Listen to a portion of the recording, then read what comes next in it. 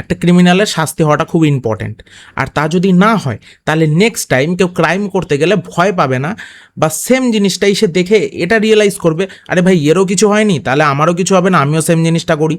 In recent যে কেতন আগারওয়ালের যে murder কেসটা হয়েছে, ঠিক আছে, যেখানে কিনা সিয়া নামে একজন ফোর্টের ওপর থেকে বা একটা কেল্লার ওপর থেকে তার হাজব্যান্ডকে ধাক্কা মেরে ফেলে দেয়, ঠিক আছে। তো ইনভেস্টিগেশনে সিয়ার মোবাইল থেকে কি পাওয়া যায় জানো? তো ওই মার্ডার করার আগে তার গুগল সার্চ ছিল ঠিক এরকম টাইপের, যে মেয়েদের কি কাস্টাডিতে মারা হয়, তারপরে ইন্টারোগেশন কিরকম টাইপের হয় মার্ডার করার পরে, মেয়েদের জন্য রাইটস কি কি আছে।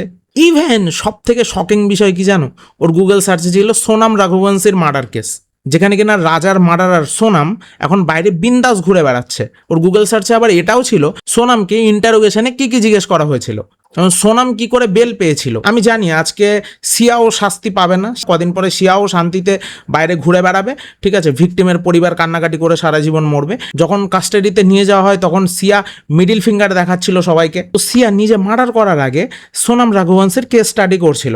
এর মানে এটাই, সিয়া এটা রিয়েলাইজ করেছে যে সোনাম রঘুবংশীও যেহেতু কোনো শাস্তি পায়নি, কদিন পরে সে বিন্দাস বাইরে ঘুরে বেড়াচ্ছে, তো আমিও সেরকমভাবে বিন্দাস ঘুরে বেড়াতে পারি।